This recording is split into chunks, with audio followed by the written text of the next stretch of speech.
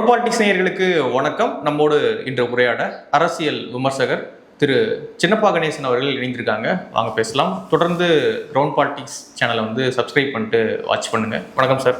வணக்கம். Ground politics நெஞ்சங்களுக்கு எனது பணிவான வணக்கம். நன்றி. அண்ணாமலை அவர்கள் புது இயக்கம் தொடங்கியிருக்காங்க, வீதி லீடர்ஸ் அப்படின்னு சொல்லிட்டு. அது அரசியல் இயக்கமாக, அரசியல் கட்சியாகவும் விரைவில் மாற இருக்கு. ஸோ அந்த சூழலில் நிறைய எதிர்வினைகள் மற்ற கட்சிகள்லேருந்து வந்தால் பரவாயில்ல, பாஜகலேருந்து நிறைய எதிர்வினைகள் வருது. ரீசெண்டாக தமிழிசை சவுந்தரராஜன் அவர்கள் சொன்ன கருத்துக்கள் அது பயங்கர வைரலாக போச்சு. எல்லா விஷயங்கள் செய்து கொடுத்தும் அண்ணாமலை அவர்களால் பெருசாக சாதிக்க முடியல, அதுதான் எலெக்ஷன் ரிசல்ட் நமக்கு சொல்லுது அப்படின்னு நிறைய அவங்க டேட்டாலாம் சொல்லிட்டு இருந்தாங்க. ஸோ முதற்கட்டமாக எப்படி பார்க்குறீங்க பாஜகவிலிருந்து வரக்கூடிய எதிர்ப்புகள்? அவங்க ரெண்டு விஷயம் சொல்லியிருந்ததை நான் இதில் பேசலாம்னு நினைக்கிறேன். ஒன்று ஃபெயில்டு பாலிட்டிஷியன் சொன்னாங்க. அண்ணாமலை திருமதி தமிழிசை சவுந்தரராஜன் ஃபெயில்டு பாலிட்டிஷியன் அப்படின்னு சொன்னாங்க. குமரி அனந்தன் பாஸ் ஆனாரா பாலிட்டிக்ஸில், இல்லை ஃபெயில்டா? குமரி அனந்தன் மிகப்பெரிய தலைவர் தானே, அவங்க அப்பா தந்தையார் தானே. அவங்க ஃபெயில்டு பாலிட்டிஷியனா குமரி அனந்தன், இல்லை பாஸ்ட்னா கடந்த இறந்து போயிட்டார், இல்லை அவர் வெற்றி பெற்றாரா? தமிழிசை சவுந்தரராஜன் 2 மாநில கவர்னராக தான் இருந்தாங்க, 5.5 வருஷம் பாஜகவினுடைய மாநில தலைவராக இருந்தாங்க. அவங்க ஃபெயில்டு பாலிட்டிஷியனா இல்லை சக்ஸஸ்ஃபுல் பாலிட்டிஷியனா? இந்த கேள்வி அந்த அம்மாவை அவங்கள பார்த்தே கேட்டிருக்கணும். அடுத்து அவங்க கொடுத்த டேட்டா 2014 பாராளுமன்ற தேர்தலில் திரு பொன் ராதாகிருஷ்ணன் அவர்கள் தான் மாநில தலைவராக பாஜகவராக இருந்தார். அந்த நேரத்தில் ஒரு கூட்டணி அமைச்சிருந்தாங்க. அந்த கூட்டணியில் அதிமுக திமுக இல்லாத கூட்டணி. அதில் பாஜக 2 இடத்துல வெற்றி பெற்றுச்சு. அந்த அணி 2 இடத்துல வெற்றி பெற்றுச்சு. ஒன்று கன்னியாகுமரி, இன்னொன்று தருமபுரி. அதில் கூட்டணியில் பாமக இருந்துச்சு. அதில் டாக்டர் அன்புமணி ராமதாஸ் வெற்றி பெற்ற இந்த பாயிண்ட்டை தான் அவங்க சொல்கிறாங்க. அன்னைக்கே அந்த கூட்டணி 18% ஓட்டு வாங்கியிருந்து 2024 10 வருஷம் கழிச்சு அண்ணாமலை வந்த பிறகு அந்த சூழ்நிலையில் கூட அவர் 18% ஓட்டு தான் வாங்கியிருந்தார். அதனால் பெரிய இதெல்லாம் இல்லை, அண்ணாமலையினால பாஜக இழப்பு தான் அதிகங்கிற மாதிரி இந்த கட்டமைச்சாங்க. அவங்க என்ன சொன்னாங்கன்னா 14ல் சீட்டாச்சு வந்துச்சு, இப்போ சீட்டு கூட வரல, நமக்கு வரல 24ல் அப்படின்னு. இப்போ நான் ஒரு கேள்வி கேட்குறேன். 2014க்கு பிறகு அப்படியே 2024 வரல, அது பிறகு 2016 ஒன்று வந்துச்சு. அதில் பாஜக தனியாக ஒரு அணி அமைச்சிருந்தாங்க. அந்த அணியை போட்டியிட்டது. அப்போது தமிழக பாஜக தலைவராக இருந்தது திருமதி தமிழிசை சவுந்தரராஜன். அவங்க தலைமையில் தான் இருந்தாங்க. 2014 8 இடத்துல 9 இடத்துல போட்டி போடுறதுக்கு முயற்சி பண்ணாங்க. ஒரு இடத்துல இந்த நீலகிரி அங்கே பாராளுமன்ற தொகுதியில் அப்படவிட்டு தாக்கல் பண்ணதில் அதாவது அந்த தேர்தல் மனு தாக்கல் பண்ணதில் குளறுபடியாகி அங்கே அந்த தாமதமாகி அங்கே போட்டியிட முடியாத சூழ்நிலை. 8 இடம். ஒரு பாராளுமன்ற தொகுதியில் 6 சட்டமன்ற தொகுதி, 48 சட்டமன்ற தொகுதியில் போட்டியிட்டதாக கணக்கில் எடுத்து அந்த மாதிரி தான் டேட்டா சொன்னாங்க. அதனால் அந்த டேட்டாவை வச்சு அவங்ககிட்ட நான் பதில் சொல்கிறேன். 2016 இந்த அம்மா மாநில தலைவர். 188 சட்டமன்ற தொகுதிகளில் பாஜக போட்டியிட்டது. அதிமுக கூட்டணியிலையும் இல்லை, திமுகவும் கூட்டணியிலும் இல்லை. பாஜக தனியாக ஒரு கூட்டணி தான் வச்சாங்க. தலைவர் அப்போது அந்த கூட்டணிக்கு தலைவியாக இருந்து தொகுதி முடிவு பண்ணது, வேட்பாளர் எல்லாமே தமிழிசை சவுந்தரராஜன் தான். பொன் ராதாகிருஷ்ணன் வாங்கின ஓட்டு 5.5% ஓட்டு வாங்கியிருந்தார். பாஜக அவருக்கு தலைமையில் பாஜக 5.5% ஓட்டு பாஜக வாங்கியிருந்து. இந்த அம்மா அப்போ அந்த சட்டமன்ற அடிப்படையில் பார்த்தீங்கன்னா 48 சட்டமன்ற தொகுதியில் போட்டிட்டதா கணக்கு வச்சுக்கலாம். இந்த அம்மா 188 சட்டமன்ற தொகுதியில் வேட்பாளரை நிறுத்தி பாஜக சார்பில் நிற்பாட்டி 2.6% ஓட்டு இதை வாங்கினாங்க. பெரிய கூட்டணி இல்லை 14ல் கூட கூட்டணி இல்லையே. பாஜக அதிமுக திமுக இல்லாத கூட்டணி தானே. இவங்களை யார் குறுக்க நின்றாங்க, நீங்கள் கூட்டணி அமைக்க வேண்டாம்னு சொன்னாங்களா? அதிமுக திமுக விட்டுருங்க, மற்ற கட்சி மக்கள் நல கூட்டணி அவர் தனியாக ஒரு கூட்டணி வச்சிருந்தார்ல. 2014 திரு பொன் ராதாகிருஷ்ணன் அவர்கள் மதிமுக பாமக தேமுதிக இவங்களெல்லாம் உள்ளடக்கி ஒரு கூட்டணி வச்சிருந்தார்ல. அதில் தானே வெற்றி பெற்று அவர் மத்திய அமைச்சராக போயிட்டார். உடனே இந்த அம்மா தான் தலைவியாக வந்தாங்க.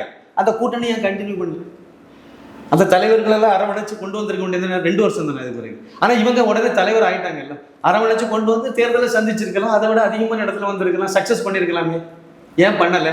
சரி, நீங்கள் கூட்டணி இல்லை அந்த கட்சிகளெல்லாம் போயிட்டுன்னு சொல்றீங்க. 2024 எந்த கட்சி கூட இருந்துச்சு?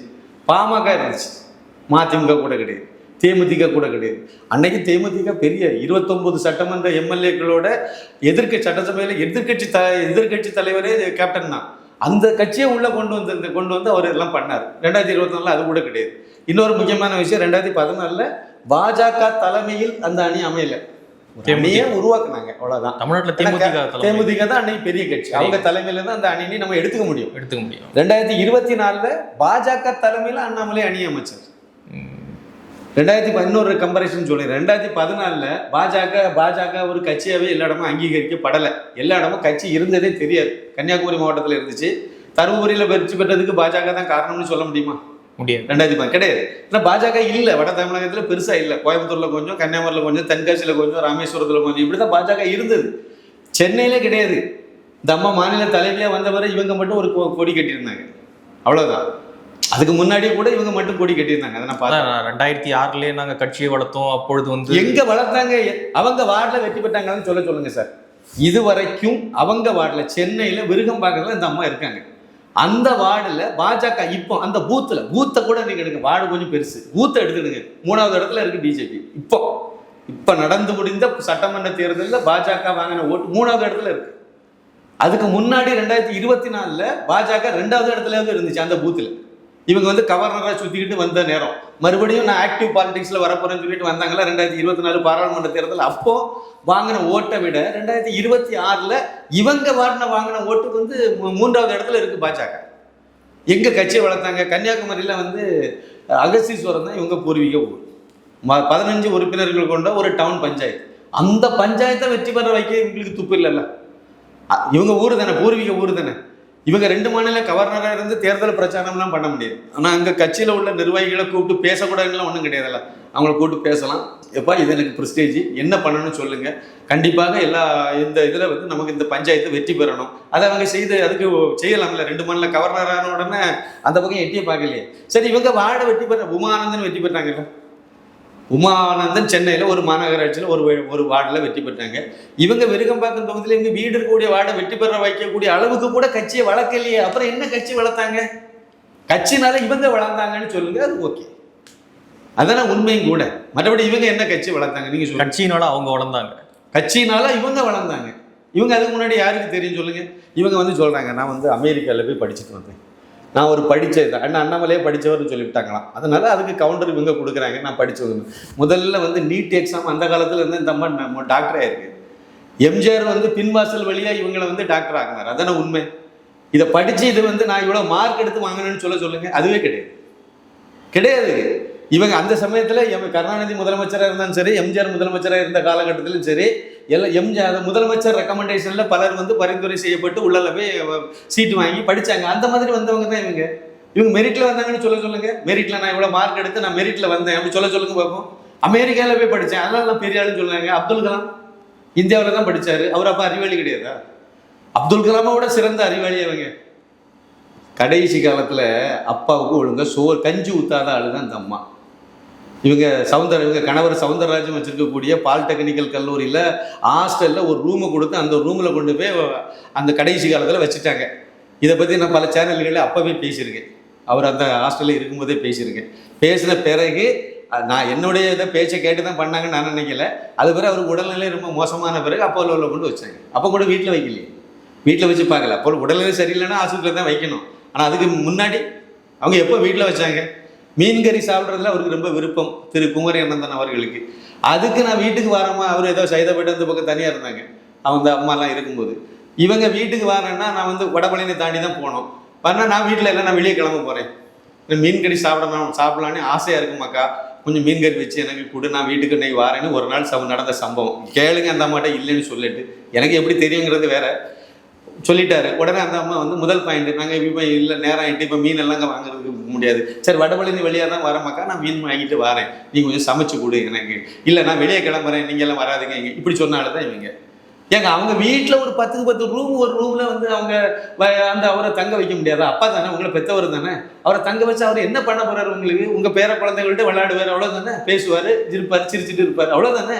கடைசி காலத்தில் ஒரு பெற்றோர் இவ்வளோ தானே எதிர்பார்ப்பாங்க. ஒரு டாக்டர்னு சொல்றீங்க, உங்களுக்கு இந்த அறிவு கூட கிடையாதா? பெத்த அப்பனுக்கு கடைசி காலத்தில் கஞ்சி ஊத்தாதவங்க கடைசியில் ஆஸ்பத்திரியிலேருந்து பிறந்த நாள் கொண்டாடி அந்த கேக் வெட்டிட்டு இருந்தாங்க, அவ்வளோதான். இவ்வளோதான் இவங்களோட இது. யாருக்கு 2 மாநில கவர்னர் சார் எத்தனை பேருக்கு இவங்க உதவி பண்ணாங்கன்னு சொல்லுங்க. யாருக்காவது 4 பேருக்கு இவங்க இந்த அம்மா வந்து நல்லது செய்திருக்காங்க. அவங்க சார்ந்த அதான் நாடார் கம்யூனிட்டி, இவங்களுக்கு வேண்டிய அப்பப்போ 4 பேரை வச்சு போஸ்டர்லாம் அடிச்சு ஒட்டுவாங்க. அங்கே அமித்ஷா திட்டின உடனே கண்டனம் தெரிவித்தது இவங்க நாடார் சங்கம்ங்கிற பேரில் இவங்க ஒரு 4 பேரை வச்சு போஸ்டர்லாம் அடிச்சு விட்டாங்க. நாடார் சங்கத்திலே நாடார்கள்லேயே 4 பேருக்கு சொன்னா இவங்க நல்லது செய்திருக்காங்க சொல்லுங்க. கூட பிறந்த சகோதரிகளுக்கு நல்லது செய்தாங்கன்னு சொல்லுங்க சார். சொத்தை ஒழுங்காக பாகுபிரிவினை பண்ணினாங்களான்னு கேளுங்க அவங்ககிட்ட. சொத்தை வந்து சரியாக முறையாக பாகுபிரிவினை பண்ணி அதை வந்து எல்லாத்துக்கும் ஒப்படைச்சாங்களான்னு அவங்க கூட பிறந்த சகோதர சகோதரிகளுக்கு ஒரு தம்பியும் உண்டு, அவங்களுக்கெல்லாம் கொடுத்தாச்சானே கேளுங்க. இவங்க அப்பா குமரியானந்தன் வந்து கன்னியாகுமரி ரயில்வே ஸ்டேஷனுக்கு ஆப்போசிட்டில் அந்த இடம் கரெக்டான இது தெரியாது ஒரு பெரிய ஏரியாவை வந்து வாங்கி வச்சார். இதை வந்து மத்திய அரசிலிருந்து பண்ணி அவருடைய இன்ஃப்ளூயன்ஸை பயன்படுத்தி வாங்கி ஏதோ நல்ல காரியம் செய்கிறதுக்காக வாங்கி வச்சார். இப்போ அந்த அம்மாக்கிட்ட அந்த இடம் இருக்குது. அது என்னன்னு கேளுங்க. அவர் ஒரு பொது சேவைக்காக கவர்மெண்ட்லேருந்து அனுமதி பெற்று வாங்கி வச்சிருக்காரு.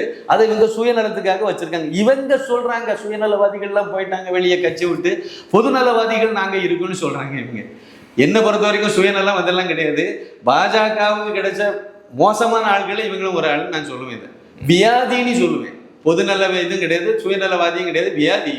இவங்க என்ன அழிச்சு போடுவாங்க. கட்சி அழிச்சாச்சு, இன்னும் மிச்சம் மீதி இருக்கிறத இவங்க இதை பேசும்போது என்ன ஆகும்னு நினைக்கிறீங்க? மிச்சம் மீதி இருக்கவங்களுக்கும் அண்ணாமலை பக்கம் போவாங்க. அதானே உண்மை. நகர்வாங்க. இவங்க மேலே உள்ள இவங்க முதல்ல பாஜகவில் இந்த அண்ணாமலை வெளியேறதுக்கு என்ன காரணம், பாஜக இவ்வளோ பெரிய தோல்வி சந்திக்கிறதுக்கு என்ன காரணங்கிறத இதுவரைக்கும் அனலைஸ் பண்ணலையே, அதை ரியலைஸும் பண்ணலையே. 2024 பாஜக விஜய் அலையினால தான் தோத்தாங்க. எல்லாரும் தான் தோத்தாங்க, பாஜக மட்டும் தோக்கல, எல்லாரும் தான் தோத்துருக்காங்க. அப்படி இருக்கும்பொழுது அதுக்கு 4 பேர் தான் காரணம், 5 பேர் தான் காரணம் அப்படின்னு சொல்றது சரியா இருக்குமா? இல்லை, இவங்க தான் காரணம். எந்த மாதிரி காரணம் அப்படின்னா, பாஜக அண்ணாமலை வந்து பாஜகவை வளர்த்து கொண்டு வர்றார் 2024. முதல்ல இன்னொரு பாயிண்ட்டும் சொல்லணும் இந்த அம்மாவை பற்றி, எல்லாருக்கும் தெரியணும். அதனால் மறுபடியும் நான் சொல்கிறேன். 2014 பாஜக இங்கே வந்து 2 இடத்துல வெற்றி பெற்றுச்சு. இதெல்லாம் இந்திய அளவில் மோடி வந்து பேசப்பட்டார். அடுத்த பிரதமர் அவர் வரும்போது அவருக்கு பெரிய ஆதரவு இந்திய அளவில் இருந்துச்சு, தமிழகத்திலும் இருந்தது. குறிப்பாக கிறிஸ்தவ முஸ்லீம்களும் கூட பாஜகவுக்கு ஓட்டு போட்ட நேரம் அது. வெற்றி பெற்றது 2 தொகுதியாக இருக்கலாம், பாண்டிச்சேரியும் சேர்த்து 3 இடத்துல வெற்றி பெற்றாங்க. ஆனால் அதில் நிறைய பேர் வெளிப்படையாக பேட்டியை கொடுத்தாங்க. ராமேஸ்வரம் அந்த குமுதமாக இருக்கும், இல்லை ஆனந்த விகடனாக இருக்கும், அந்த நேரத்தில் ஒரு கருத்து கணிப்பு எடுத்து மக்கள்கிட்ட கருத்தெல்லாம் கேட்டு போட்டாங்க. அதில் முஸ்லீம் பெண்களே கூட மோடிக்கு ஓட்டு போட போகிறேன்ல சொன்னாங்க. தேர்தலுக்கு முன்னாடியே சொல்லிட்டாங்க. இப்படியெல்லாம் இருந்த ஒரு தமிழகத்தில் மோடிக்கு எதிராக எந்த விதமான பேச்சும் இல்லாமல் 2014 தேர்தல் முடிஞ்சது. தேர்தல் முடிஞ்சோடனே அந்த அம்மா மாநில தலைவர் ஆனாங்க. அதுக்கு பிறகு தானே மோடியை வில்லனாக கட்டமைச்சாங்க. மோடியை வந்து கோபேக் மோடியெல்லாம் அதுக்கு பிறகு தானே கொண்டு வந்தாங்க. மோடிக்கு எதிராக கருப்பு பலன் விட்டதெல்லாம் அதுக்கு பிறகு தானே. இதெல்லாம் திமுக தரப்புலேருந்து இதெல்லாம் பண்ணாங்கல்ல. இந்த அம்மா அதுக்கு என்ன எதிர்வினை ஆட்டினாங்க. 5.5 வருஷம் இவங்க தான் மாநில தலைவர். தமிழக பாஜக மாநில தலைவராக இவங்க தான் இருந்தாங்க. இவங்க வந்து அந்த கட்சியை படுபாதாளத்தை கொண்டு சேர்த்தது இவங்க தானே. மோடியை வில்லனா கட்டமைக்கும் போதும் அண்ணன் ஸ்டாலின், அதை தவிர வேற என்ன சொன்னாங்க சொல்லுங்க? இதே தான் பேசிட்டு இருந்தாங்க. 2021 அவர் முதலமைச்சர் ஆன உடனே 2 மாநில கவர்னர் அவங்க வீட்டுக்கு படியேறி போய் பொக்கை கொடுத்து வாழ்த்து சொல்லலையா? என்ன புரோட்டோக்கால் இது? இவங்க கவர்னர் 2 மாநிலத்துக்கு, அவர் என்ன முதலமைச்சராக பதவியே இருக்கல, வெற்றி பெற்றிருக்காங்க, அவ்வளவுதான். அதுக்கிடையில் அவசரப்பட்டு போய் என்ன அஜெண்டா இது சொல்லுங்க? இதுக்கு பேர் என்னது? இது என்ன பாலிடிக்ஸ்? இப்படி எல்லாம் பண்ணி பாஜகவை ஒன்றும் இல்லாமல் ஆக்குனது மோடியை பற்றி பக்கமா செய்தியை வந்து தினத்தந்தியில் எழுதுறாங்க. ஒரு ரிப்போர்ட்டர் வந்து அவருடைய வன்மத்தில் கக்கிட்டு இருக்கார். திமுகவுக்கு கொத்தடிமை வேலை பார்க்கறதுக்கு இதை செய்கிறார். இந்த இதில் இந்த அம்மாவுக்கு ஒரே ஒரு செய்தி 3வது பக்கத்தில் ஒரு 3 காலத்தில் ஒரு செய்தி போடுவாங்க, தலைப்பு வச்சு ஒரு செய்தி அந்த ரிப்போர்ட்டர் போட்டுருவார். அது போதும். பாஜகவை முழுக்க நெகட்டிவ் தப்பான செய்தி. சரியா பாஜக அந்த தினத்தந்தியை குற்றம் சொல்ல நான் வேலை பார்த்த அந்த உப்பை சாப்பிட்டாலே அந்த இதில் ஒரு ரிப்போர்ட்டர் வந்து மோடிக்கு எதிராக விஷத்தை கக்குறார்.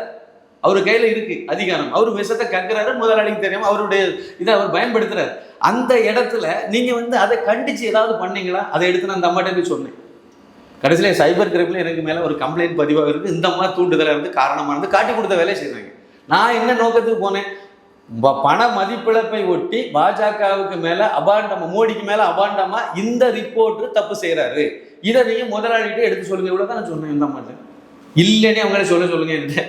இந்த மட்டும் நான் இவ்வளோ தான் சொன்னேன். ஆனால் இவங்க வந்து இவங்களை பற்றி ஒரு செய்தி போட்டால் போதும், மோடியை பற்றி திட்டினாலும் கவலை இல்லை, பாஜகவை பற்றி இழிவுபடுத்தி எழுதினாலும் கவலை இல்லைன்னு நினைச்சாரு. இன்னைக்கு வரைக்கும் நீங்கள் பாருங்கள், தினகரன் சன் டிவியில இருந்து பாருங்கள், முக்கியமான சேனல்கள் எல்லாம் வந்து கலைஞர் டிவி எல்லாமே வந்து மோடியை பற்றி, இதுக்கு முன்னாடி இருந்த கவர்னர் RN ரவியை பற்றி எல்லாம் இல்லாத கதையெல்லாம் சொன்னாங்க. போஸ்டர்லேயே தொங்க விட்டாங்க. அவருங்கிறது டிரான்ஸ்ஃபர் ஆன உடனே அவருக்கு வந்து 650 கோடி ரூபாய் ஊழல் செய்தார் அப்படிலாம் போட்டாங்க. எல்முருகன் தான் அந்த துறையினுடைய அமைச்சர். என்ன செய்தார்? அவருக்கு செய்தி மட்டும் அங்கே போட்டால் போதும்.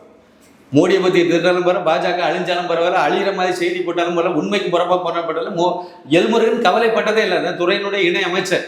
ஆனால் அவர் வந்து அவருக்கு அதெல்லாம் பிரச்சனையே கிடையாது, அதை பற்றி அவர் கவலை. இதே ஸ்ட்ராட்டஜி தான் வந்து தமிழிசை சவுந்தரராஜனும். அவங்கள பற்றி ஒரு செய்தி போட்டால் போதும், தினகரனில் மோடியை பற்றி என்ன வேணாலும் எழுதட்டும், பிரச்சனை இல்லை. பாஜகவை பற்றி என்ன வேணாலும் பிரச்சனை எழுதட்டும், பிரச்சனை இல்லை. இழிவுபடுத்தி எழுதட்டும், உண்மைக்கு இல்லாத செய்தியை போட்டோம், அதை பற்றி கண்ணை கட்டுக்க மாட்டார். ஆனால் அவரை பற்றி ஒரு செய்தி மட்டும் போட்டுருவாங்க, சன் டிவியில் வாசித்துருவாங்க, அது போதும்னு நினைக்கிறாரு அவரு. இதே ஸ்ட்ராட்டஜி தான் தமிழிசையும். இவங்க எப்படி பாஜக வளர்த்தாங்கன்னு எங்க ஓடி வளர்த்தாங்க இவங்க? இப்போ அண்ணாமலை அவர்களுடைய தரப்புல இருந்து சில விமர்சனங்கள் வரும்பொழுது எதிர்வினை ஆற்றுவது இயல்பு தானே. அங்கிருந்து கட்சி வழக்கல அப்படின்னு விமர்சனம் வரும்பொழுது அண்ணாமலை ஏதாவது சொல்லி இல்ல, அண்ணாமலை சொல்லல, அண்ணாமலை தரப்புல இருந்து விஷயங்கள் வரும்பொழுது இங்க எதிர்வினை வருது. அண்ணாமலை தரப்புல இருந்து வந்து யாருமே பேசலையே, அங்க வந்து கட்சி என்ன ஆரம்பிக்கல.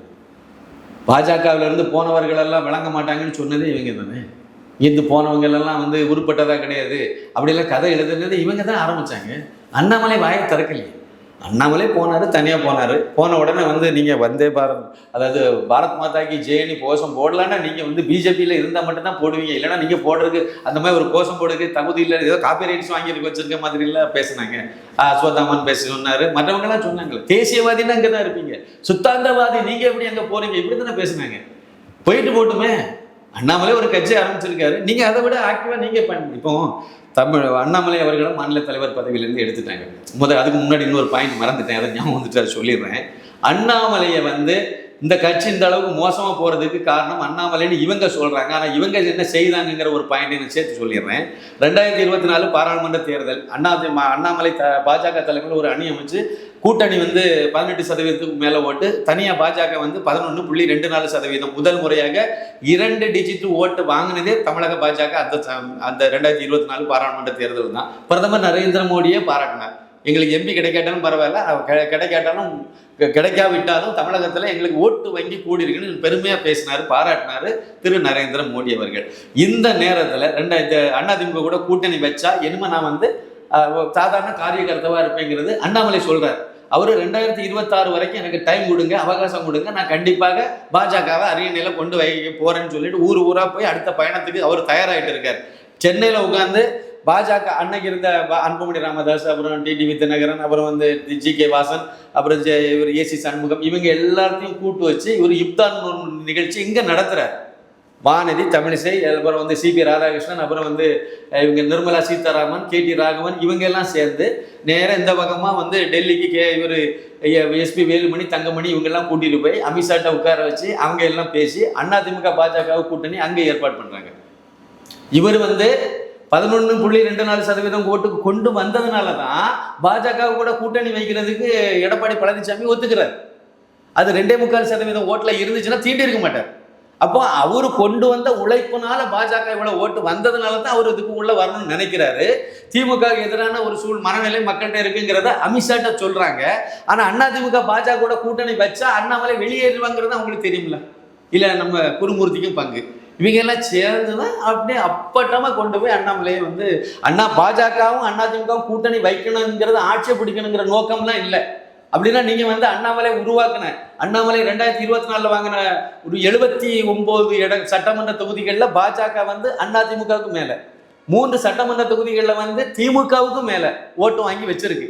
கன்னியாகுமரி பாராளுமன்ற தொகுதியில வந்து அதிமுக 4வது இடம், 3வது இடத்துல நாம் தமிழர். இதுமாதிரி இன்னும் 1-2 தொகுதி இருக்கு. இப்படியெல்லாம் வளர்ச்சி அடைஞ்ச ஒரு கட்சியை நீங்க வந்து அதிமுக கூட்டணி வைக்கணும்னு சொல்லி நீங்க முடிவு பண்ணி நீங்க அதிமுக கூட்டணி வச்சா நான் சாதாரண தொண்டனா இருந்து காரியகர்த்தாவா இருந்து நான் வேலை செய்வேன்னு அண்ணாமலை சொல்லிட்டாரு. இந்த பாயிண்ட் எடுத்துக்கிட்டாங்க. அண்ணாமலையை காலி பண்ணணும். ஏன்னா கோஷ்டி இது இல்லாம கொண்டு போயிட்டார், கட்சியை வளர்ச்சி பாதையை கொண்டு போயிட்டார். நீங்க எல்லாம் செல்ல காசு, நான் தான் வந்து கட்சியை வளர்த்தேன்னு அவரு சொல்றாருங்கிற மாதிரி இவங்களா எடுத்துக்கிட்டு கட்சிங்கிற பொதுநலத்தை விட்டு சுயநலத்துக்காக இவங்க வந்து ஒரு கூட்டணி அதிமுக வைக்கணும்னு சொன்னாங்க, வச்சாங்க. மோடி அமித்ஷாவை ஏமாத்திட்டாங்க, ஏமாந்து போயிட்டாங்க அவங்களும். அதிமுக கூட்டணி வச்சாதான் வளரும் அப்படின்னு சொல்லி சரி அவர் மாநில தலைவர் பதவியிலிருந்து கீழே இறங்கிட்டார். அதுக்கு ஒரு உங்க கையில தானே அதிகாரம் இருக்கு, நீங்க தானே எல்லாமே பண்ணீங்க, உங்க இஷ்டப்படி தானே பண்ணீங்க. ஏன் 78 தொகுதி வாங்கல? பாஜக அதிகமான சீட்ல பர்ஃபார்ம் பண்ணியிருக்க. லாஸ்ட் எலெக்ஷன்ல எந்த கட்சி எவ்வளவு பெர்சன்டேஜ் ஓட்டு வாங்கிச்சோ அது அடிப்படையில் தானே சீட்டுக்கு ஒதுக்க முடியும். அட்லீஸ்ட் ஒரு 60 தொகுதியாவது வாங்கியிருக்கலாம்ல, ஒரு 50 தொகுதியாவது வாங்கியிருக்கலாம்ல. எந்தெந்த இடத்துலலாம் பாஜக 2வது இடத்துல வந்திருக்கு, இல்லை முதல் இடத்துல வந்திருக்கு, அந்த தொகுதியெல்லாம் கரெக்டாக வாங்கியிருக்கலாம்ல. வாங்கினாங்களா? வாங்கலை. இவங்க வெற்றி பெறதுக்கான தொகுதியை மட்டும்தானே வாங்கினாங்க. இன்னொரு கேள்வி கேட்குறேன், கோவை சவுத்து அந்த இடத்துல நின்று தான் வானதி சீனிவாசன் வெற்றி பெற்றாங்க. அதை ஏன் தொகுதியை மாற்றினாங்க அவங்க?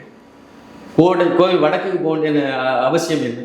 அங்கே செந்தில் பாலாஜி நின்னாரு, நின்றுட்டு போட்டு வருஷம் நீங்க தானே அதில் எம்எல்ஏ இருக்கீங்க, சிட்டிங் எம்எல்ஏ நீங்க தான். அப்போ அந்த தொகுதியில கூட பிஜேபி வளர்க்கலையா? நீங்க வளர்த்துருக்கணும்ல. தேசிய மகளிர் மோர்ச்சா தலைவர், தேசிய மகளிர் அணி தலைவி, நீங்க உங்க தொகுதியை நீங்க கட்டமைக்கலையே, பாஜக வளர்க்கலையே. அப்புறம் எங்க மற்றவங்க வளர்த்து வச்சிருப்பா நாங்க அதில் போய் நாங்க குளிர்காக வேணா இது என்ன கணக்கு? நயனார் நாகேந்திரன் எதுக்கு சாத்தூர் தொகுதிக்கு ஓடினாரு? நெல்லை தொகுதி தானே அவருக்கு இடம் தானே. அவரு ஏற்கனவே அங்கே வீடும் அங்கே தான் இருக்குது, இப்போ தொழில் அங்கே தான் நடக்குது, ஹோட்டல்லாம் அங்கே தான் வச்சுருக்காரு, எல்லாம் வச்சுருக்காரு. அந்த தொகுதியை நீங்கள் உங்கள் கட்டுப்பாட்டில் கொண்டு வர முடியலைன்னா நீங்கள் என்ன கட்சி வளர்த்துருக்கீங்க? என்ன பண்ண போகிறீங்க? ஏன் சாத்தூருக்கு ஓடி வந்தீங்க? இப்படி தான் இன்னொன்று கேட்குறேன், சாத்தூர் தொகுதியில் திமுக வேட்பாளர் யாரு தெரியாது, கோவை வடக்கில் திமுக வேட்பாளர் யாரு தெரியாது, அவினாசி தொகுதியில் எல்முருகன் போட்டியிட்ட தொகுதியில் திமுக வேட்பாளர் யாருன்னு எனக்கு தெரியாது, தமிழிசை சவுந்தரராஜன் போட்டியிட்ட மயிலாப்பூர் தொகுதியில் திமுக வேட்பாளர் யாருன்னு தெரியாது. அப்போ அன்னோன் பர்சன், இது எல்லாமே டம்மி வேட்பாளர். புரிஞ்சுதா? திமுக கூட ஒரு அண்டர்லைங் வச்சிருக்கீங்க, வச்சுட்டு அங்கேயே நீங்க டம்மி வேட்பாளரை போட சொல்றீங்க. அதிமுக கூட கேட்டு எது அதிமுக சாதகமான தொகுதின்னு பாக்குறீங்க. அதிமுகவுக்கும் ஓட்டு நிறைய கிடைக்கணும், பிஜேபியும் அண்ணாமலை ஓட்டை வளர்த்து வச்சிருக்காரு, இந்த ரெண்டையும் சேர்ந்து ஈஸியா வெற்றி பெறணும் அப்படித்தானே நினைச்சீங்க. ப்ரொஃபசர் சீனிவாசன் அவர் 3வது இடத்துக்கு போயிருக்காரு. ஏன் போனாரு? மதுரை தெற்குல இவர் நிற்கிறாரு, ராஜன் செல்லப்பாவுக்கு வாழ்த்து சொல்றாரு.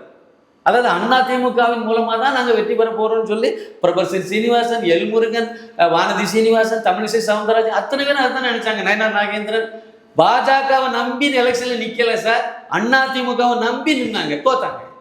பாஜகவை நம்பி அண்ணாமலையினுடைய அண்ணாமலையினால பாஜகவுக்கு வந்தவங்க ஒரு 8% ஓட்டு பாஜகவுக்கு குறைந்தபட்சம் இருக்கும்ல, அந்த ஓட்டை வாங்கினா வெற்றி பெறலாம்ல. அதுக்கு இவங்க எந்த முயற்சியும் பண்ணலையே. அண்ணாமலையை இந்த எலெக்ஷன் வரைக்கும் ஒரு சின்ன ஸ்டாம்ப் சைஸில் ஃபோட்டோ போட்டுடுங்க, மற்ற எல்லா சேனல்களுக்கும் ஒரு அங்கே ஒரு பாலாஜியும் முடிவு பண்ணுறாரு. நயனார் நாகேந்திரன் மகன் கமலாலயத்தில் உட்காந்து பேசுகிறாரு. பேசி நீங்கள் ஒரு குறிப்பிட்ட சேனல், எனக்கு தெரிஞ்ச சேனலுக்கு அவங்களும் போய் பேசுகிறாங்க. அவங்ககிட்ட சொல்கிறாங்க, நீங்கள் எலெக்ஷன் வரைக்கும் நீங்கள் அண்ணாமலையுடைய செய்தியெல்லாம் பெருசாக நீங்கள் ஃபோக்கஸ் பண்ண வேண்டாம், என்னமா எல்லாமே அப்பாவுக்கு செய்தியாக நீங்கள் போட்டுடுங்க சேனல் நாங்கள் கொடுக்க வேண்டிய ரூபாயில் நாங்கள் அது எல்லாம் பேமெண்ட்லாம் கொடுத்துருவோம், நீங்கள் இது மட்டும் பண்ணுங்க. கட்சிக்காரங்ககிட்ட நீங்கள் அண்ணாமலைக்கு ஒரு சின்ன ஃபோட்டோ மட்டும் போட்டுடுங்க எலெக்ஷன் வரைக்கும். எலெக்ஷன் முடிஞ்ச பிறகு அண்ணாமலை காணாமல் போயிடுவார், அதுக்கு தானாகவே காணாமல் போயிடுவார். அது பிறகு ஃபுல்லாக எப்படியும் ஒரு 10க்கு மேலே வெற்றி பெறுவாங்க. அப்போ அதுக்கு பிறகு பெரிய லெவலில் போயிடுவார். இதுதான் அவங்க வச்சுருந்தது. கமலாலயத்தில் இதுதான் பேசினாங்க. கமலாலயத்தில் இந்த சட்டையில உள்ளால அண்ணாமலைக்கு போட்டோ போட்டு போனதுக்கே அதை அதெல்லாம் போட வேண்டாம்னு சொன்னவங்க தான் இவங்க இருக்காங்க. யார் சொன்னது சார்? இதில் நயனார் நாகேந்திரன் தரப்புல உள்ளவங்க சொல்லி அதை அங்க பேரை சொல்ல வேண்டாம்னு நினைக்கிறேன். அதை போட வேண்டாம்னு சொல்லிட்டாங்க. ஒரு தடவை நண்பர் போட்டோ போட்டுட்டு போவார், அண்ணாமலைக்கு மேல உள்ள விசுவாசம் இருந்துட்டு போட்டுமே, இதுல என்ன தப்பு இருக்க போகுது? அப்போ நீங்க அண்ணாமலையே ஓரம் கட்டணும்னு நினைக்கிறீங்க. ஆனா அதே சமயத்துல அண்ணாமலையினால பாஜகவுக்கு ஆதரவாளர்கள் ஓட்டு போட்டவங்க எல்லாம் பழையபடி பாஜகவுக்கும் அதிமுகவுக்கும் ஓட்டு போடணும்னு நினைச்சா எப்படி போடுவாங்க? முட்டாள்களை அவங்க எல்லாம் படிச்சவங்க தானே வந்திருக்காங்க. இப்போ பாஜகவும் அண்ணாமலை அவர்களும் மோதிக்கொள்றது தான். அண்ணாமலை மோதவே இல்லை சார். போதுமானதுன்னு நினைக்கிறீங்களா? எப்படி? அண்ணாமலை மோதவே இல்லை, அவர் அந்த சீன்ல இல்லை. அவர் அடுத்த கட்ட வேலையை அவர் தெளிவுபடுத்தி தான் போயிருக்காரு. இன்னமும் பாருங்க, பாஜக சம்பந்தமா எதுவுமே அவர் பேசியிருக்க மாட்டார், பேசவும் மாட்டார். என்ன பொறுத்த வரைக்கும் என்னுடைய பார்வை தான் இது. இங்க இருந்து வந்துகிட்டே இருக்கு. எங்க இருந்து வருது? இந்த பாஜக தரப்புல இருந்து நிறைய பாஜக தரப்புல இருந்து பேசுறாங்க. அரசியல் பேசக்கூடிய விமர்சகர்கள் இதை விமர்சனம் பண்றாங்க. இது இந்த பக்கமா போயிட்டு இருக்கு. மற்றபடி அண்ணாமலை பாஜகவோட யாரையும் அவர் பேச போறது இல்லை. எப்பவும் இதுக்கு முன்னாடியும் பேசல, இனிமேல் கண்டிப்பா பேச மாட்டார். யாரும் பேசினாலும் அதை பற்றி கண்டுக்க மாட்டார். அவருடைய இலக்கு வேற. அவர் தமிழக வெற்றி கழகம் இப்போ இவருடைய ஆளுங்கட்சியை ஒரு விமர்சனம் பண்ணுறதுக்கு அது சம்மந்தப்பட்ட விஷயத்த மட்டும்தான் அவரே ட்வீட் பண்ணுறாரு, அதுக்கு பேசுகிறாரு. மற்றபடி இவங்களை பற்றி அவங்க எதுவுமே பேசலை. இன்னொன்று 2.97% தான் பாஜகவினுடைய ஓட்டு. இதில் நீங்கள் இதில் இப்போ பாதிக்கு மேலே இங்கே அண்ணாமலை பக்கம் ஆதரவாளர்கள், அப்புறம் தேசியவாதிகள், இந்த நான் உட்பட எனக்கு முன்னாள் சங்கின்னு என்ன சொல்கிறேங்க. நான் 1988 அந்த காலகட்டத்தில் எங்கள் ஊரில் பிஜேபி கொடி கட்டி காவி கொடி கட்டினாலே நான் முன்னாள் சங்கி, நான் சித்தாந்தத்துக்கு எதிரானவன், நான் தேசியத்துக்கு எதிரானவன் சொல்கிறாங்க. அப்படி இல்லை, அண்ணாமலை அவர்களே தேசியத்துக்கு எதிராக தான் இருக்காராமே. வட மாநிலத்தவர் அப்படின்னு போட்டாரு. அப்புறம் நீட்டுக்கு எதிராக சில விஷயங்கள். நீட்டுக்கு எதிராக அவரும் பேசவே இல்லை சார். நீட்டில் உள்ள தவறை சுட்டி கண்டிக்கிறார். நீட்டில் அவர் குறிப்பாக வந்து என்ன சொன்னார், நீட்டில் வந்து இந்த கொஸ்டின் பேப்பர் இந்த இதெல்லாம் வரும்போது இது வந்து வரக்கூடிய காலங்களில் வராத அளவுக்கு பண்ணுங்கன்னு சொல்லக்கூடிய அளவுக்கு கூட இல்லாமல் அவர் பிறகு என்ன கட்சி நடத்த போகிறது, இதை கூட அவர் சொல்ல மாட்டாரா, சொல்லக்கூடாதா? வட மாநிலத்திலேருந்து இங்கே வேலை பார்த்தாங்க, வட மாநிலத்தில் பான்பராக் வாயனே ஏதாவது சொன்னாரா? அவன் வந்து கக்கூசுரும் கழுது தான் லாய்க்கு அப்படின்னு சொல்லி ஏதாவது இந்த தயாநிதி மாறன் சொன்ன மாதிரி ஏதாவது சொன்னார்? அப்படி சொல்லலை, இழிவுபடுத்தலை, சுட்டி காணிச்சார். பங்களாதேசின்னு சொல்லியிருப்பார். அது மாதிரி ஒரு வட மாநிலங்கிற வார்த்தையை சொல்லிவிட்டாரு. உடனே அவர் வந்து மோடிக்கு எதிராக போயிட்டாரு, இல்லைன்னா தேசியத்துக்கு எதிராக போயிட்டாரு, எப்படி சொல்ல முடியும்? அவர் முதல் நாள் அவர் கொடுத்த அந்த வீடியோவிலே என்ன சொல்லியிருப்பாரு அப்படின்னா, அதாவது பெருமை மிகு இந்தியா, பெருமை மிகு தமிழகம், ரெண்டு கண்ணு, அவ்வளோதான். அந்த மாதிரி தான் அவர் எடுத்துகிட்டு போகிறார். இவங்க பார்க்கறதுல உள்ள கோளாறு. இன்னொன்று சொல்கிறேன், 18 லட்சம் பேருக்கு மேலே வாலண்டியர்ஸ் அவருக்கு அமைப்புக்கு சேர்ந்தாச்சு. வி த லீடர்ஸ் அமைப்புக்கு இதுவரைக்கும் 18 லட்சத்துக்கு மேற்பட்ட வாலண்டியர்ஸ் இணைஞ்சாச்சு. பாஜகவுக்கு கடந்த முறை வாங்கின ஓட்டு எவ்வளோன்னு நினைக்கிறீங்க? 14 லட்சம். 14 லட்சம் ஓட்டு தான் வாங்கினாங்க. இது வாலண்டியர்ஸ் தான். ஒரு வாலண்டியர், நானும் ஒரு ஆள் இல்லை, இந்த ஒரு வாலண்டியர்ஸ் நினைச்சா ஒரு 5 பேர் 6 பேரை ஓட்டு போட வைக்க முடியும். அவர் 50 லட்சம் வாலண்டியரை உருவாக்கணும்னு நினைக்கிறார். இதை வெளிப்படைத்தன்மையோட நடத்தணும்னு நினைக்கிறார். இதில் என்ன தப்பு இருக்கு? யாரையாவது இவங்களை சீண்டணும், இவங்களை பேசணும், இவங்கிட்ட இப்போ ஒரு கோடியே 70 லட்சம் பேர் வந்து விசிலுக்கு ஓட்டு போட்டிருக்காங்க, ஆளுங்கட்சி அவங்க உட்கார்ந்துருக்காங்க. இந்த 1 கோடியே 70 லட்சம் பேர்ல 1 கோடி பேரை நம்ம எடுக்கணும், இல்லை 80 லட்சம் பேரை நம்ம பக்கம் இழுக்கணும்னு நினைப்பாரா? அதை விட்டுட்டு பிஜேபிக்கு ஒரு 14 லட்சம் ஓட்டு விழுந்திருக்கு. இதுக்கு முன்னாடி 2.97% ஓட்டு வாங்கியிருக்காங்க. அதுவும் அதுக்கும் காரணம் அவர் தான். கடைசியில் அவர் வந்து இறங்கி பிரச்சாரம் பண்ணி பேசி இதெல்லாம் பண்ணலாம்னா இன்னும் நிறைய ஓட்டு, இன்னும் 1% கீழே கூட போயிருக்கும். இந்த ஓட்டில் போய் சண்டை வச்சுட்டு இருப்பாரு. இதில் போய் சண்டை வலிச்சு இவங்ககிட்ட போய் போராடி என்ன பண்ண போறாரு? ஒன்றும் நடக்க. அவருக்கு தெரியும் தமிழகத்தில் அவருடைய அஜெண்டா 50 லட்சம் பேர் உறுப்பினர் அப்படின்னா ஒரு உறுப்பினர் 4, ஒரு வாலண்டியர் 4 பேரை ஓட்டு போட வைக்க முடியும். 4 பேர் ஓட்டு போட வச்சாலே 50 லட்சம் இன்று 2 கோடி ஓட்டு வந்துடும். அதுவே 4 அதாவது இதை நீங்களாக என்ன 4ன்னு நீங்க எடுத்தீங்க அப்படின்னா +1 + 1 வாலண்டியர் +4 அப்படின்னு எடுத்தீங்கன்னா 5 வந்துடும். 5ன்னு எடுக்கும்போது 50 × 5ன்னு நீங்க பாத்தீங்கன்னா 2.5 லட்சம் 2.5 கோடி ஓட்டு வந்துடும். அவர் தான் முதலமைச்சர். அந்த கட்சி தான் ஆளுங்கட்சியா வரப்போகுது. இந்த லாஜிக்கை நோக்கி அவர் பயணப்பட்டு இருக்காரு. அதுக்கு என்ன அடிப்படை கட்டமைப்பு என்னென்னலாம் பண்ணணுமோ அதை செய்யறாரு. உள்ளாட்சி தேர்தலில் அந்தந்த 234 சட்டமன்ற தொகுதிக்கு உள்ளால உள்ளாட்சி தொகுதி அடிப்படை உள்ளாட்சி தேர்தலுக்கு தக்கவாறு யார் யாரை இதில் வேட்பாளராக நிறுத்தலாம், அவங்களுக்கு என்ன பயிற்சி கொடுக்கணும், அதை நோக்கி தான் அவர் போயிட்டு இருக்காரு. அவர் இவங்க கூட சண்டை போடுறதுக்கும் வரல, அவர் இவங்களை பற்றி கண்டுக்கவும் இல்லை. இப்போ இடைத்தேர்தலில் ஃபோக்கஸ் பண்ணுறாரு அண்ணாமலை அவர்கள். என்னை பொறுத்த வரைக்கும் இடைத்தேர்தலில் அவர் நிற்கணுங்கிறது என்னுடைய எதிர்பார்ப்பு. அவரே நிற்கணும். ஏன்னா பெருந்துறை வந்து ஒரு நான் அதை தான் திருப்பி சொல்றேன். பெருந்துறை வந்து ஒரு முக்கியமான ஒரு தொகுதி, கொங்கு மண்டலத்தில் இருக்கு. அந்த தொகுதி வந்து இவருக்கு ரொம்ப ரொம்ப சாதகமான ஒரு தொகுதி. அண்ணாமலை அவர்களுக்கு அவர் தனியாக நின்னாலே ஈஸியாக அவர் வெற்றி பெற முடியும். அது ரொம்ப ரொம்ப ஃபேவராக இருக்கு. அவருக்கு கண்டிப்பாக தோல்வி கிடைச்சா கூட அவருக்கு ஒன்றும் பெரிய பாதிப்பு. அவர் நிற்பார்னு நான் நம்புறேன். ரிஸ்க் எடுப்பார் அவர். ஏன்னா 2021 சட்டமன்ற தேர்தலில் வந்து அவரை வேட்பாளராக அரவக்குறிச்சியில் அவர் நிற்கிறதுக்கு முடிவு பண்ணார். அப்போ வந்து அவருக்கு சொன்னது என்னன்னா, நீங்கள் கொங்கு மண்டலத்தில் நீங்கள் போட்டிட்டீங்கன்னா, அந்த கோயம்புத்தூர் ஏரியாவில் நீங்கள் போட்டிட்டீங்கன்னா சேஃபாக இருக்கும், ஈஸியாக வெற்றி பெற முடியும், அங்கே பாஜகவும் அதிமுகவும் வலுவாக உள்ள ஏதாவது ஒரு தொகுதியில் நின்று நீங்கள் எம்எல்ஏ ஆங்க அப்படின்னு சொல்லிட்டு அவருக்கு சொல்லியிருக்காங்க, அறிவுரை சொல்லியிருக்காங்க மூத்த நிர்வாகிகள். அப்போ அவர் சொல்லியிருக்காரு, இல்லைன்னா இங்கே ஏன்னா வந்து அரவக்குறிச்சியில் கட்சியே இல்லை, பிஜேபியே வளராத இடம், பிஜேபி இல்லாத தொகுதி, அதில் போய் நீங்கள் ரிஸ்க் எடுக்கிறீங்க, கண்டிப்பாக வெற்றி பெறதுக்கு ரொம்ப கஷ்டம். அப்போ அவர் சொல்லியிருக்காரு, நான் வெற்றி பெறது தோல்வி அடைறது இருக்கட்டும், பிஜேபி இல்லாத தொகுதியில் பிஜேபி வளர்க்கலாம்னு சொல்லியிருக்காரு. இதுதானே தேவை. பிஜேபி இல்லாத அரவக்குறிச்சி தொகுதிக்குள்ள பிஜேபி அவர் சொன்ன மாதிரி 80,000 ஓட்டு 90,000 ஓட்டு வாங்கியிருந்தாங்க. அவ்வளோ இடத்துல கொண்டு போய் பிஜேபி கட்சியை சேர்த்தாரலாம். அதே மாதிரி என் மக்கள் யாத்திரை மூலமா பிஜேபியை தமிழ்நாடு முழுக்க விதைச்சாரலாம். மோடிக்கு எதிரான பிம்பத்தை உடைச்சு மோடியை ஹீரோ, மறுபடியும் மோடியை ஹீரோவா ஆக்கினது அவர் தானே. நீ வந்து பண்ணி பாரு, மோடி கோபேக் மோடின்னு நீ யார் திமுகவை பார்த்து சேலஞ்ச் பண்ணார் ஆளுங்கட்சி. நீ கோபேக் மோடி நீ போட்டு பாரு, இன்னைக்கு நீ போடு, நாளைக்கு என்ன நடக்குன்னு பாருன்னு சொன்னார். அது பிறகு கோபேக் மோடியை போடலையே. இப்படி ஒரு ஆன்மகனா தானே எல்லாரும் எதிர்பார்த்துட்டு இருந்தாங்க. அதனால அவர் வந்து சேலஞ்சே எடுப்பாரு, அரவக்குறிச்சியில் நிற்பாருன்னு நம்புறேன். நின்று வெற்றி பெற்றால் என்ன நடக்குன்னு பாருங்க. தோல்வி இருந்தா அவருக்கு ஒன்றும் இழக்கிறதுக்கு ஒன்றும் இல்லை. கட்சி ஆரம்பிச்சார், 2 மாசத்துல எலெக்ஷன்ல நின்னாரு, இடைத்தேர்தல் எப்பவும் ஆளுங்கட்சி தான் வெற்றி பெறும் அப்படின்னு சொல்லிட்டு போயிடலாம். வெற்றி பெற்றாருன்னா சட்டசபையில் அவர் சிங்கமா கரைச்சிப்பார்ல. துண்டு பேப்பர், அதாவது ஸ்கிரிப்ட் இல்லாமல் பேச முடியாது முதலமைச்சருக்கு. ஸ்கிரிப்ட் எழுதி கொடுக்கக்கூடிய ஸ்கிரிப்ட் இல்லைன்னா அவரால் வாசிக்க முடியாது. துண்டு சீட்டு இல்லாமல் எதிர்கட்சி தலைவர் உதயநிதி ஸ்டாலினால அங்கே ஒன்றும் ஓடாது வண்டி. அந்த இடத்துல இவர் சிங்கம், இவர் எல்லாமே சொல்லுவார். அவங்க அப்பா தாத்தா காலத்தில் உள்ள டேட்டாவெல்லாம் எடுத்து வச்சு பேசுவார்ல. சட்டசபைக்கு வெளியும் அவர் தானே கிங்காக இருப்பார். அப்போ அவர் அது வந்து அந்த அவருடைய கட்சிக்கு ஒரு பெரிய வளர்ச்சியை கொடுக்கும்ல. மிகப்பெரிய உயரத்துக்கு அதை கொண்டு போகும்ல, அது பெரிய ஒரு பூஸ்ட் அமையும்ல, உற்சாகத்தை கொடுக்கும்ல. அதனால அது தேவைன்னு நான் நினைக்கிறேன். இன்னொன்று 5 சட்டமன்ற தொகுதியில் நீங்கள் அதே மாதிரி நீங்கள் தாராபுரத்தும் கூட நீங்கள் வந்து கொங்கு மண்டலத்தில் தான் இருக்குது. தாராபுரமும் ஃபேவராக தான் இருக்கும் தனியாக நின்னாலே. அன்புமணி ராமதாஸ், அப்புறம் வந்து டிடிவி தினகரன், அப்புறம் வந்து இவர் ஜி.கே. வாசன், இவங்க இந்த இதெல்லாம் அவருக்கு சாதகமான தலைவர்கள் தான். அந்த அவங்கெல்லாம் சேர்ந்து ஒரு அணி அமைச்சாங்க அப்படின்னா மற்ற இடங்களில் கூட வெற்றி பெறுவாங்க. மற்ற இடங்கள் 5 இடம், இப்போ நீங்கள் 6வது இடம், 6 இடம் விஜயபாஸ்கர் உட்பட 6 இடம் இருக்குது. இந்த 6 தொகுதிகளில் பெரும்பாலான இடத்தை இவங்க வெற்றி பெறதுக்கு 3 நம்ம வட தமிழகத்தில் உள்ள தொகுதிகளெல்லாம் வந்து பாமக வலுவாக இருக்குது, ஸ்ட்ராங்காக இருக்குது. அண்ணாமலைக்கு செல்வாக்கு இருக்குது, ஈஸியாக வெற்றி பெறுவாங்க. மதுராந்தகம் அழகாக வெற்றி பெறுவாங்க, அது தனி தொகுதி.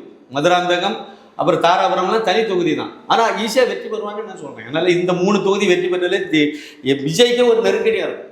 நீங்கள் இன்னொன்று பாருங்கள், விஜய் பிஸ் அண்ணாமலைன்னு அரசியல் மாறும். இப்போவுமே மாறப்போகுது, அவர் கட்சி ஆரம்பிச்சோன்னா அப்படி தான் மாறப்போகுது. அதனால இதான் எதிர்காலம், இதுதான் சார், இது தேவையும் கூட. தமிழகத்தில் இப்போ தான் மாற்றம் வர்றது. இப்போ இவரை நம்பி மாற்றம்னு சொல்லி வந்தாச்சு, பார்த்தா ஏமாற்றமாக இருக்குது பெரும்பாலான இடங்களில். சரி, இன்னும் கொஞ்ச நாள் போகும்போது என்னென்னு பார்க்கலாம். ஆனால் இன்னும் கட்சி அண்ணாமலை அனௌன்ஸ் பண்ணாமல் இருக்காருல்ல. 50 லட்சம் பேர் வந்த பிறகு தான் நான் கட்சியை வந்து அறிவிக்க போகிறேன் அப்படின்லாம் பேசியிருக்காரு. அப்போ 50 லட்சத்தை அடையிறதுக்கு அடுத்த ஸ்டெப் என்னவோ அதை எடுத்துகிட்டு இருப்பார்னு நினைக்கிறேன். என்னை பொறுத்த வரைக்கும் அவர் பல முக்கியமான சில ஆலோசனைகள்லாம் நடத்திட்டு இருக்கிறதாக தான் எனக்கு தெரியுது. இது சம்பந்தமாக முக்கியமாக அவருக்குன்னு யாரையாவது வச்சு என்ன பண்ணணும்னு தெரியுமா, அந்த மாதிரி சில யோசனைகள் எல்லாம் பண்ணிட்டு இருக்க மாதிரி தான் எனக்கு பண்ணிட்டு இருக்க தான் கேள்விப்பட்டேன். அதனால் நிச்சயமாக வந்து அந்த 50 லட்சத்தை இலக்கு அடையிறதுக்கு இன்னொரு சுற்றுப்பயணம் கூட போகலாம். தமிழகம் முழுக்க அவர் ஒரு சுற்றுப்பயணம் போகலாம். இந்த உறுப்பினர்களை கூட அதிகமாக இதை வெளிப்படைத்தன்மையோடு இருக்குது, அதை யாரும் குறை சொல்ல முடியல. அது விஞ்ஞான ரீதியாக கரெக்டாக தான் வச்சிருக்காரு எல்லாமே. 18 வயசுக்கு மேலே உள்ளவங்க இந்த டேட்டா பர்த்தை போட்டு 18 வயசுக்கு கீழே வந்து அது உள்ளே அக்செப்ட் பண்ணாது. மொபைல் நம்பர் ஒருக்கா போட்டு நம்ம வந்து ஒரு இதை பண்ணிட்டோம் அப்படின்னா திருப்பி இன்னொருக்கு அதே மொபைல் போட்டால் அது வந்து ஆல்ரெடி ரிஜிஸ்டர்டுன்னு வந்து போயிடும் அதில். அப்போ அதுவும் வந்து அதில் அக்செப்டட் இல்லை. 234 சட்டமன்ற தொகுதியில் ஏதாவது ஒரு தொகுதியை செலக்ட் பண்ணி தான் நீங்கள் உள்ளே போக முடியும். அப்போ நீங்கள் இந்த தொகுதியில் இருந்தால் தான் நீங்கள் பண்ண முடியும். தமிழ்நாட்டுக்கு உள்ள இல்லாமல் வெளிநாட்டில் இருந்தெல்லாம் நீங்கள் பண்ணிங்கன்னா அது உள்ள அக்செப்ட் பண்ணாது, ஓடிபி வராது. இப்படிலாம் நிறைய இதை ரெஸ்ட்ரிக்ஷன் கொடுத்து தான் வச்சுருக்காங்க. இதெல்லாம் தாண்டி தான் இவ்வளோ தூரம் வருது அவருக்கு. அதனால் அவர் கரெக்டாக தான் போகிறாரு. 50 லட்சத்தை சீக்கிரம் எட்டி பிடிப்பாங்கன்னு நான் நினைக்கிறேன். அதனால் அவர் அநேகமாக அடுத்த மாதம் இல்லை அடுத்த மாதம் கட்சி ஆரம்பிக்க வாய்ப்பு இருக்குன்னு தான் நான் நம்புகிறேன்.